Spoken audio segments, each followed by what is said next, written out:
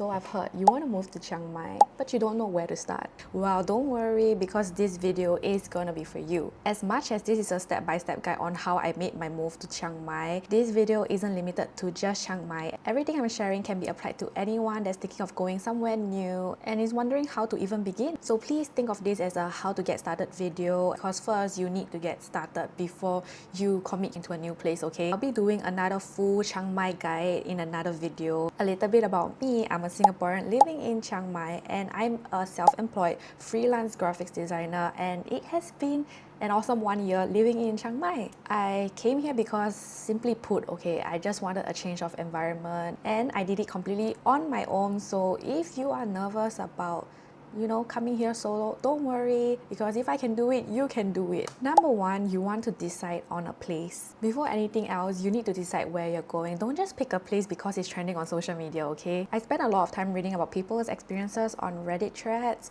I joined Facebook groups, watched TikTok and YouTube videos from other expats, and I also watch a lot of city walk videos. It's actually a very great way to understand the vibe and the pace of a city on a day-to-day basis. Another tip is to watch a movie that was filmed in that particular city. For example, I watched The Danish Girl, which inspired me to travel to Copenhagen, and oh my god, I visited so many of the filming sites, and until this day, Copenhagen is still one of my favorite cities in the entire world. For me, Chiang Mai already held a very special place in my heart when I first visited in 2023 or 2022. I spent a month here on that first trip and I was like, oh my god, I'm just so in love with the vibe, the people, the culture. Hopefully you'll find that city that's just right for you. If you don't worry, you'll eventually find it. Number two, you want to pick up the country's language. 1 month before I traveled to Chiang Mai, I signed up for a month-long online Thai course. You don't need to be fluent in the language, but knowing the basics can make such a huge difference. There would have been so many missed connections had I not known how to just simply introduce myself in Thai.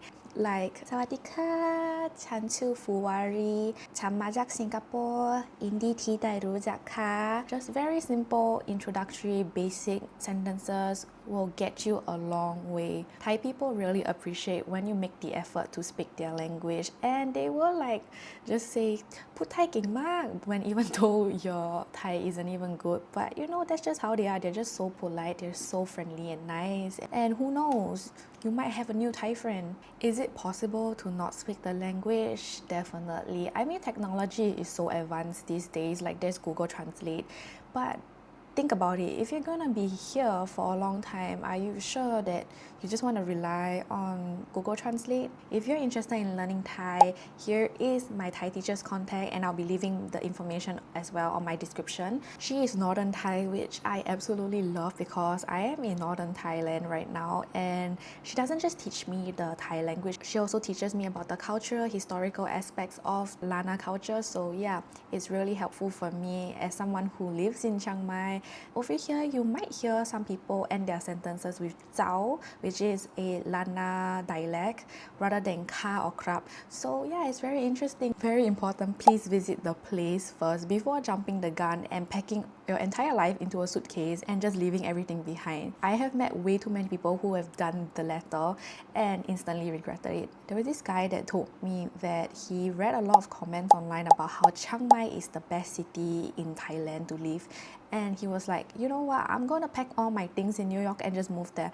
And then when he came here, he immediately signed a year-long lease, and after 2 weeks, it turns out that he didn't like it here at all because he prefers bigger cities like Bangkok. I mean, he's from New York, so probably that's why. You have to be in the environment to be able to decide if this is your environment. It is so unrealistic to be watching people's lives online and deciding, hey, that is what I want for myself as well. And as someone who does social media, a lot of things you see online is just not the full story, okay? You can't just live through people's lives online. Even though I've already been to Chiang Mai, I decided to come back again for another 2 months, see whether this is what I really want for myself. I would say an ideal timeline would be at least 2 weeks. I don't know, I don't make the rules here, okay?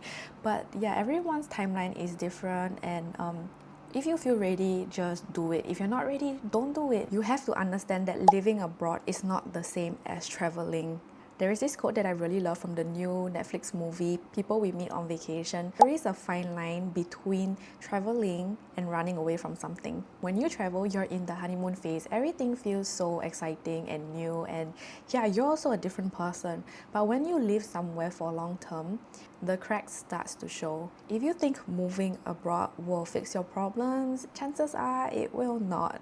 The same issues will follow you until you deal with the root problem. That said, you should still enjoy yourself. Just go in with clarity and be honest with yourself. Why do I want to leave so badly? And if it's for the wrong reasons, maybe just don't do it. Let's talk about all things money, because no money, no honey. Please do not attempt this if you do not have at least 6 months of emergency savings, okay? It is super irresponsible no matter how affordable you think a country is. It's even worse if you think a place is super cheap, because that's how you overspend. The next thing you know, you're just left with nothing. Research the best time to visit. A lot of people overlook this step, but Chiang Mai has a burning season that runs through late February to March, and visiting during this period can really ruin your first impression, and we don't want that. Also, it's genuinely unhealthy. Northern Thailand has some of the highest rates of cancer because of this. If you can afford to live during burning season, you should. Finding a place to stay for now. Since this video is about getting started, I recommend getting a short-term accommodation first through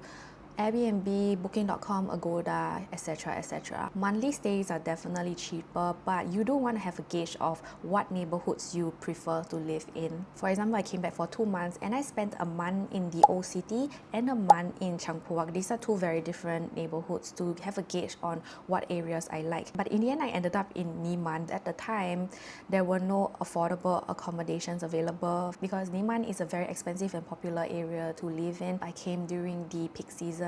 So yeah, it's also very important to note that when you come during peak season, accommodations will obviously be higher. I mean, that's how businesses work. Because I couldn't stay in Niman, I hang around a lot in Niman. I made friends who live in Niman, got to know the area, and then I decided, you know what, for a first timer, especially since I am like a digital nomad, I should live in Niman because there's a lot of co-working spaces here, cafes, everything that I need, the essentials are over here. So yes, before you move, try different neighborhoods, figure out which neighborhood works best for you. Yes, I'll also be making a separate step-by-step guide on how you can rent your own place in Chiang Mai. Next, settling the logistics. You need to get a good travel insurance. I use SafetyWing, which is the best for digital nomads and frequent travelers because it's affordable and it covers a lot, especially since my main mode of transportation is with a bike, and that is not the safest. I'll leave my referral link below if you're interested, and I highly recommend SafetyWing for this.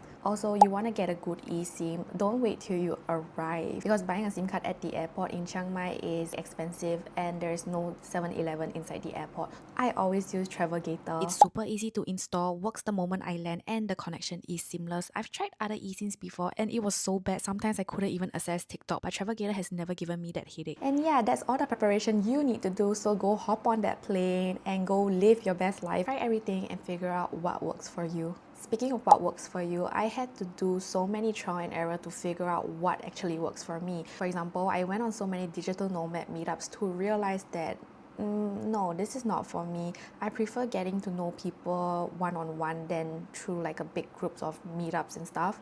Best way I find to do that is by using apps like Bumble BFF, and that is how I met my best friend. Or make a post on a Facebook group introducing yourself, telling them, you know, you're new here, you're here solo if you are, what are your intentions here and what you would like to do together. People will respond to your post as long as you have a picture, obviously. Or you can just respond to other people's posts, DM them on Facebook, you know. It doesn't hurt to reach out to someone first. Something I would do all over again if I came here for the first time.